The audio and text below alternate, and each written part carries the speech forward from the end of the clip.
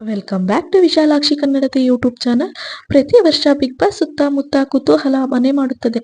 ಈ ವರ್ಷ ಯಾರೆಲ್ಲ ಈ ಕಾರ್ಯಕ್ರಮದಲ್ಲಿ ಭಾಗವಹಿಸುತ್ತಾರೆ ಎಂಬ ಪ್ರಶ್ನೆ ಕೆಲವರಲ್ಲಿ ಮೂಡುತ್ತೆ. ಇದಕ್ಕೆ ಪೂರಕವಾಗಿ ಪ್ರತಿ ವರ್ಷ ಕಾರ್ಯಕ್ರಮ ಶುರುವಾಗುವ ಒಂದೆರಡು ತಿಂಗಳ ಮುನ್ನವೇ ಸ್ಪರ್ಧಿಗಳ ಕುರಿತು ಚರ್ಚೆ ಶುರುವಾಗುತ್ತದೆ. ಅಂತೆ ಕಂತೆಯ ಸಂತೆಯಲ್ಲಿ ಹಲವಾರು ಜನರ ಹೆಸರು ಕೇಳಿ ಬರುತ್ತೆ. ಆ ಭಾಷೆ ಈ ಭಾಷೆ ಅಲ್ಲ, ಎಲ್ಲ ಭಾಷೆಯಲ್ಲೂ ಕೂಡ ಈ ಕುರಿತು ಪ್ರತಿ ವರ್ಷ ಚರ್ಚೆ ನಡೆಯುತ್ತಲೇ ಇರುತ್ತೆ. ಆ ಪೈಕಿ ಕೆಲವರು ನೇರವಾಗಿಯೇ ತಮ್ಮ ಕುರಿತು ಹರಡಿರುವ ಸುದ್ದಿಗೆ ಪ್ರತಿಕ್ರಿಯೆಯನ್ನು ಕೊಡುತ್ತಾರೆ.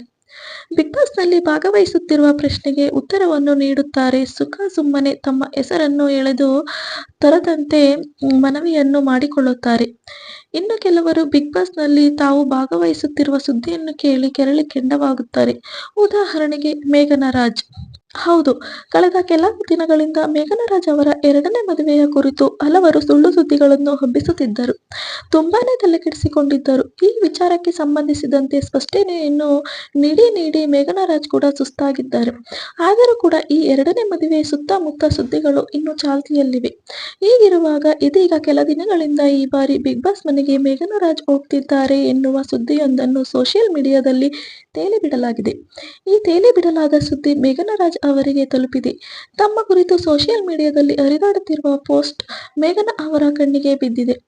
ಈ ಹಿನ್ನೆಲೆಯಲ್ಲಿ ಕೂಡಲೇ ಪ್ರತಿಕ್ರಿಯೆಯನ್ನು ನೀಡಿರುವ ಮೇಘನ ರಾಜ್, ಈ ಸುದ್ದಿ ಸತ್ಯಕ್ಕೆ ಸಂಪೂರ್ಣ ದೂರವಾದದ್ದು ಎಂದು ಹೇಳಿದ್ದಾರೆ. ಈ ತರಹದ ಸುಳ್ಳು ಸುದ್ದಿಗಳನ್ನು ಹಬ್ಬಿಸಬೇಡಿ, ಯಾರು ಇಂತಹ ಸುದ್ದಿಗಳನ್ನು ನಂಬಬೇಡಿ ಎಂದು ಹೇಳಿದ್ದಾರೆ.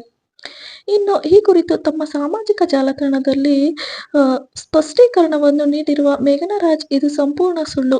ಈ ರೀತಿಯ ಸುಳ್ಳು ಸುದ್ದಿಗಳು ಪ್ರೇಕ್ಷಕರು ಮತ್ತು ನನ್ನ ಅಭಿಮಾನಿಗಳನ್ನು ತಪ್ಪುದಾರಿಗೆಳೆಯುತ್ತವೆ. ಇಂತಹ ಸುದ್ದಿಗಳನ್ನು ಕೂಡ ನಿಜ ಎಂದು ನಂಬುವಂತೆ ಮಾಡುತ್ತವೆ ಎಂದು ಹೇಳಿರುವ ಮೇಘನ, ನಾನು ಯಾವುದೇ ಕಾರ್ಯಕ್ರಮದಲ್ಲಿಯೂ ಭಾಗವಹಿಸುತ್ತಿಲ್ಲ. ಘನವಿದ್ದ ಸುದ್ದಿ ವಾಹಿನಿಗಳು ಈ ರೀತಿಯ ಸುದ್ದಿಗಳನ್ನು ಹಾಕುವ ಮೊದಲು ಕನಿಷ್ಠ ಪಕ್ಷ ನನ್ನ ಪ್ರತಿಕ್ರಿಯೆಯನ್ನಾದರೂ ಕೇಳಿ, ಆ ನಂತರ ಪ್ರಕಟಿಸಿ ಎಂದು ಹೇಳಿದ್ದಾರೆ. ಸುಳ್ಳು ಸುದ್ದಿಯ ಕುರಿತು ಈ ಮೂಲಕ ಕೆಂಡಕಾರಿದ್ದಾರೆ. ಇನ್ನು ಮೇಘನ ರಾಜ್ ಅವರ ಪೋಸ್ಟ್ ಅನ್ನು ತಮ್ಮ ಸೋಷಿಯಲ್ ಮೀಡಿಯಾದಲ್ಲಿ ಧ್ರುವ ಸರ್ಜಾ ಕೂಡ ಹಂಚಿಕೊಂಡಿದ್ದಾರೆ.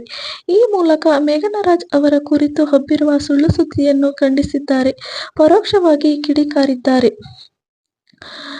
ಇನ್ನುಳಿದಂತೆ ಸೆಪ್ಟೆಂಬರ್ 28ರಿಂದ ಈ ಬಾರಿ ಕನ್ನಡ ಬಿಗ್ ಬಾಸ್ ಕಾರ್ಯಕ್ರಮ ಶುರುವಾಗಲಿದೆ.